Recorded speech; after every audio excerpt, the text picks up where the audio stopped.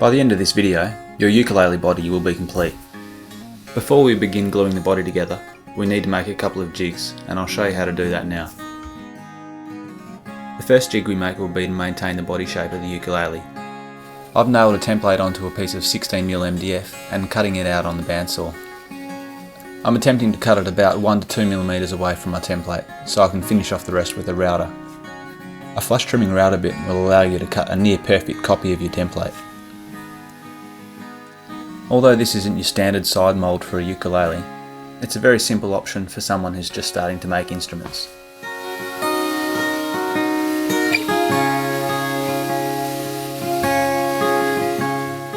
The next jig I'm making will serve as a clamping board. After you've marked the centre line, place your neck and sides onto the gluing board and trace around it.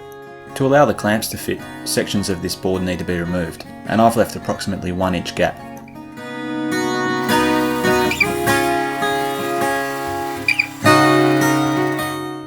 Trace what you've just cut out onto your side mould and cut that out on the bandsaw as well. It's also a good idea to cut away a couple of notches so you can use a clamp to pull the sides together.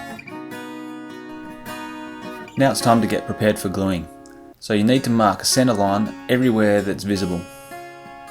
This will ensure that the soundboard and bottom of your ukulele will be glued on perfectly in the middle.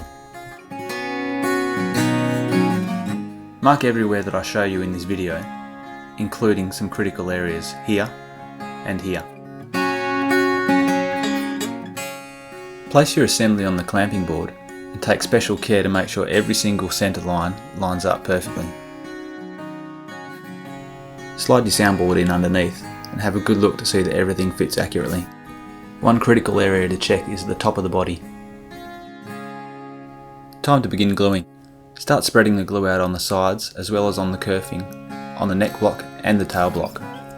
With your soundboard already placed in position, put the assembly on top of it and begin clamping with the neck first. Place your side mould in position and check that the centre line is lined up at the back before placing the clamp there. There's one final inspection to see that the soundboard's sitting accurately at the neck, then you can put the rest of the clamps on. As you're doing this, always check the clamping pressure and make sure the two surfaces are in contact. Leave this to dry for a couple of hours and then take the clamps off to see if everything you've done's right.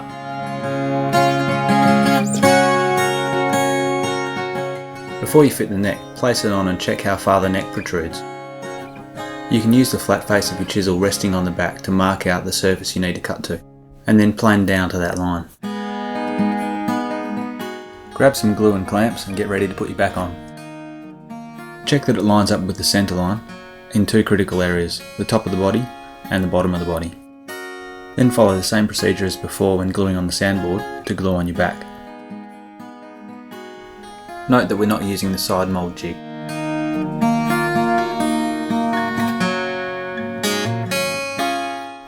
Now it's time to take the clamps off and trim the edges.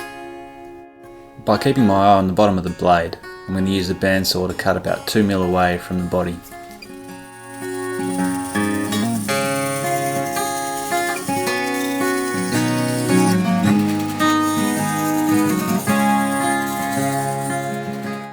Hopefully you have something that looks like this. Using a router or a trimmer, insert a 1/4 inch flush trimming bit. Then carefully clamp your ukulele to the bench. Now you can trim the edges.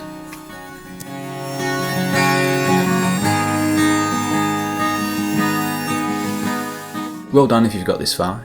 You've got something that looks like a real instrument now.